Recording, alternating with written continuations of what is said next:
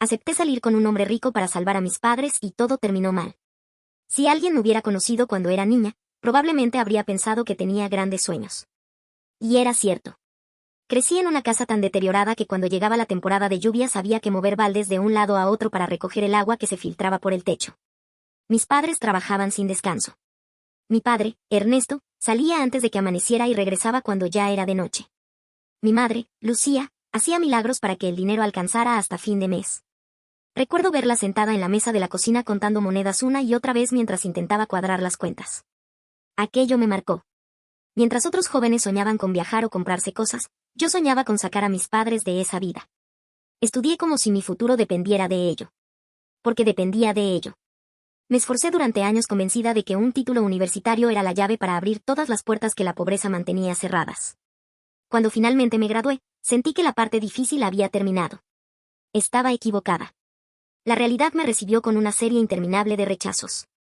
Las pocas oportunidades que aparecían eran pasantías mal pagadas. Después llegaron empleos temporales donde cobraba tan poco que apenas podía cubrir mis propios gastos. Vivía en una habitación diminuta que compartía con otra persona para ahorrar dinero. A veces tenía que decidir entre comprar comida o enviar algo a mis padres. Y casi siempre elegía enviárselo a ellos. Cada llamada con mi familia me dejaba una mezcla extraña de orgullo y frustración. Orgullo porque seguíamos luchando. Frustración porque nada parecía mejorar.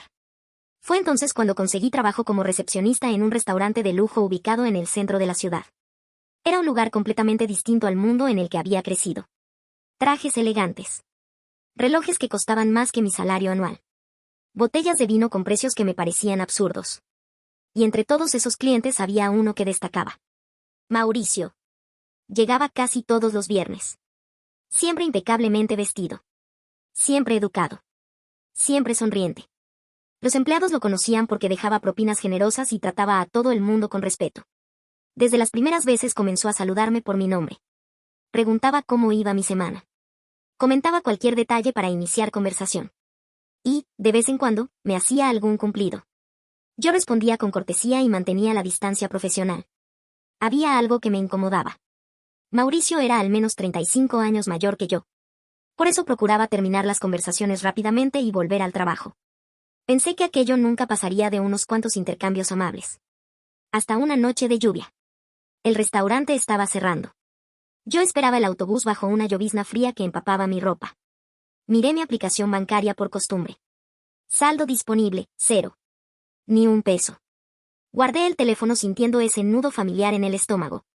Fue entonces cuando un automóvil negro se detuvo frente a mí. La ventanilla descendió lentamente. Era Mauricio. «Te vas a enfermar esperando aquí», dijo con una sonrisa tranquila. Intenté agradecerle y seguir con mi espera. Pero él me hizo una propuesta inesperada. «¿Te gustaría cenar conmigo este sábado?» Por un momento no respondí. Miré mis zapatos mojados. Pensé en las facturas atrasadas de mis padres. Pensé en mi cuenta vacía. Pensé en todo lo que llevaba años intentando conseguir sin éxito. Y por primera vez en mucho tiempo me pregunté qué tan lejos estaba dispuesta a llegar para cambiar mi vida. Al final acepté. Mientras él se alejaba en su automóvil, tuve la sensación de que acababa de tomar una decisión que cambiaría muchas cosas. Todavía no sabía cuántas. La cena con Mauricio fue mucho más tranquila de lo que esperaba. No intentó impresionarme con regalos ni con conversaciones exageradas. Hablamos de cosas normales. De mi trabajo, de mis estudios, de mi familia. En algún momento me preguntó directamente por qué seguía trabajando tantas horas si ya me había graduado.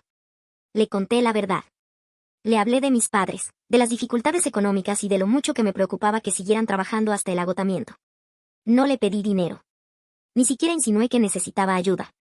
Pero Mauricio parecía haber entendido perfectamente mi situación. Después de aquella noche empezamos a vernos con frecuencia. Al principio yo intentaba convencerme de que simplemente estaba conociendo a una persona diferente. Pero las cosas cambiaron rápidamente. Un día mi teléfono dejó de funcionar. Mauricio insistió en comprarme uno nuevo.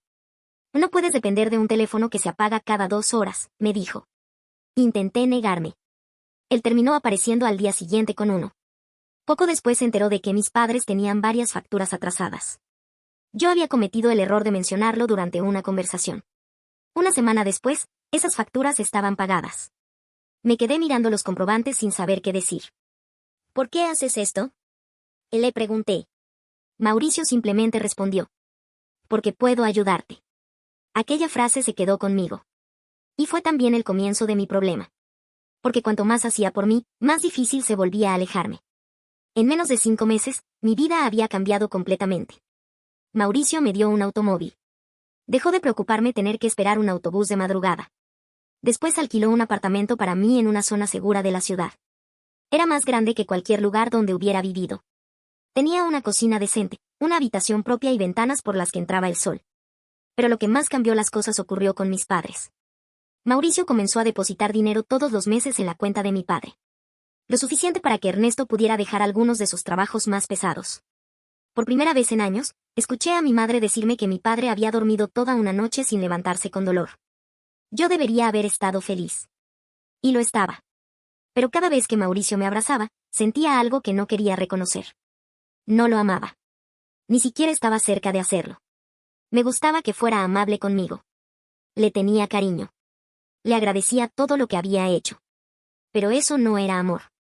Y, aún así, seguía adelante. Me repetía que lo hacía por mis padres. Por ellos podía soportar la culpa. Podía sonreír. Podía fingir interés. Podía actuar como si sus mensajes me alegraran el día. Con el tiempo aprendí a hacerlo tan bien que incluso yo misma empezaba a confundirme. Hasta que Mauricio comenzó a hablar de nuestro futuro.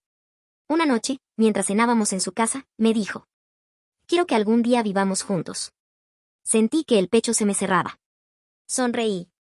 Le tomé la mano. Y dije exactamente lo que él quería escuchar. A mí también me gustaría. Pero aquella noche, cuando regresé a mi apartamento, me senté en la cama y lloré. Porque sabía que acababa de prometerle algo que no podía darle. Y todavía no sabía cuánto iba a costarme mantener aquella mentira. Los meses siguientes fueron cada vez más difíciles. Mauricio comenzó a depender mucho de mí. Me llamaba por las mañanas. Me escribía durante el día. Quería verme prácticamente todos los fines de semana. Y yo siempre encontraba la manera de estar disponible. No porque quisiera. Porque sentía que le debía todo. Una parte de mí pensaba que, si algún día me iba, estaría traicionando también a mis padres. Entonces ocurrió algo que cambió por completo la situación. A principios de año, Mauricio empezó a sentirse mal. Primero fueron dolores y cansancio. Después llegaron los exámenes médicos. Finalmente, una complicación grave en el hígado terminó llevándolo de urgencia al hospital. Cuando recibí la llamada, estaba trabajando. Me dijeron que su estado era delicado. Salí inmediatamente. Cuando entré a su habitación, lo encontré conectado a varios equipos. Por primera vez desde que lo conocía, no parecía aquel hombre seguro que entraba al restaurante todos los viernes vestido impecablemente. Parecía simplemente un hombre enfermo. Vulnerable. Asustado. Me vio entrar y sonrió. Sabía que vendrías. No supe qué responder. Me acerqué a su cama y le tomé la mano. A partir de ese día empecé a visitarlo constantemente. Al principio iba después del trabajo. Después empecé a pasar prácticamente todo mi tiempo libre en el hospital. Algunas noches me quedaba dormida en el sillón junto a su cama. Le llevaba libros. Hablaba con los médicos. Le ayudaba con cosas pequeñas que él ya no podía hacer solo. Y mientras más tiempo pasaba allí, peor me sentía. Porque empecé a descubrir algo que nunca había querido ver. Mauricio estaba completamente solo. No tenía hijos. Sus familiares vivían en otro país. Sus antiguos socios apenas preguntaban por él. Algunos amigos ni siquiera aparecieron. Una tarde, después de una visita médica particularmente complicada, Mauricio me miró y dijo: «No sé qué habría hecho si no estuvieras aquí». Bajé la mirada. No pude sostenerle los ojos. Porque yo sabía la verdad. Estaba allí porque durante años él había pagado una parte de mi vida. Él creía que estaba allí porque lo amaba. Y cada vez que me miraba con gratitud, la culpa se hacía más pesada. Una noche salí del hospital y me quedé sentada dentro del automóvil durante casi una hora. No podía arrancar. Pensé en todo lo que había recibido. El apartamento. El automóvil. El dinero que había llegado a mis padres. La tranquilidad que ellos tenían ahora. Y pensé en Mauricio. Un hombre que había gastado una fortuna en ayudarme y que ahora estaba acostado en una habitación de hospital creyendo que había encontrado al amor de su vida. Esa noche entendí que ya no podía seguir fingiendo. Al día siguiente tomaría una decisión.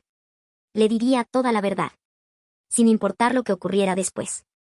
Pasé toda la noche preparando lo que iba a decir. No quería justificarme. No quería hacerme la víctima. Simplemente quería ser honesta. Le diría que estaba agradecida por todo. que había cambiado la vida de mis padres. Que nunca olvidaría lo que hizo por nosotros. Pero también le diría que yo no sentía por él lo que él creía. Sabía perfectamente lo que podía pasar.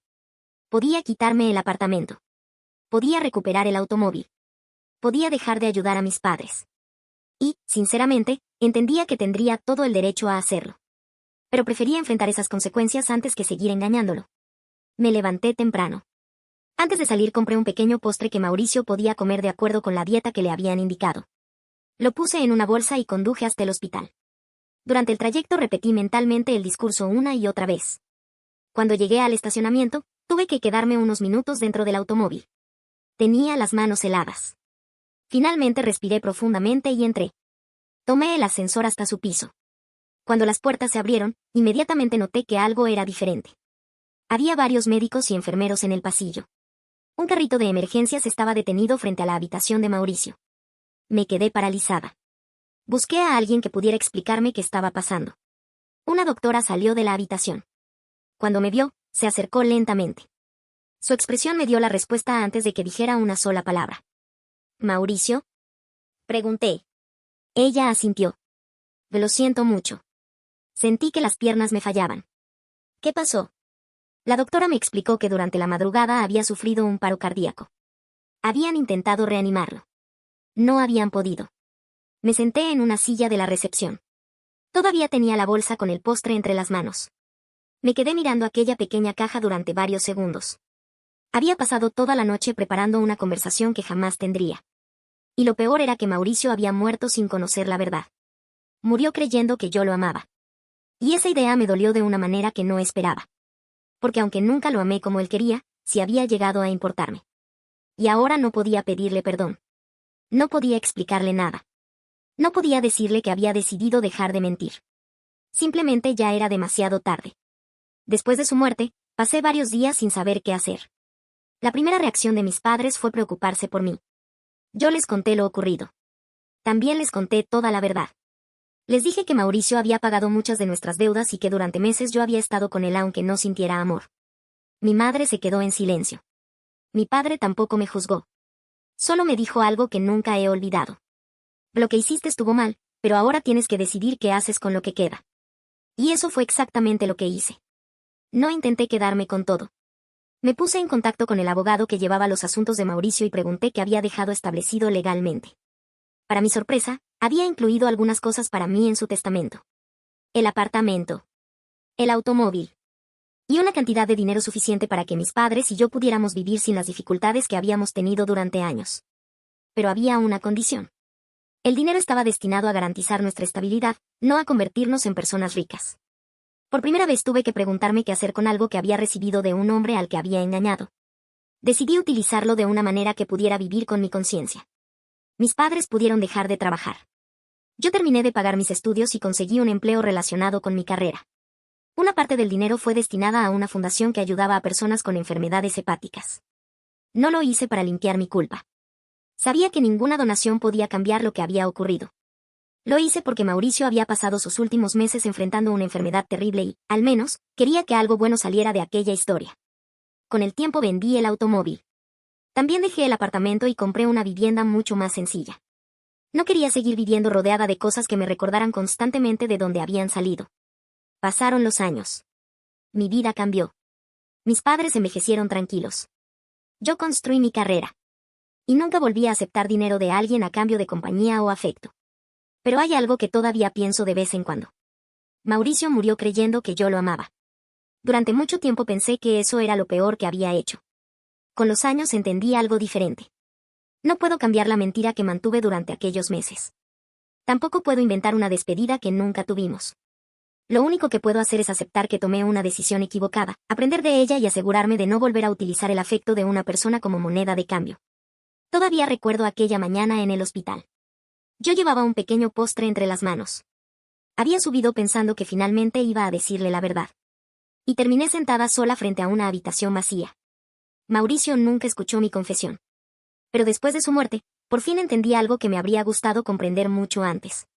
Sacar a mi familia de la pobreza no justificaba convertir mi cariño en una mentira. Y aunque él nunca llegó a saberlo, desde aquel día dejé de vivir intentando pagar una deuda que nadie me había obligado a contraer.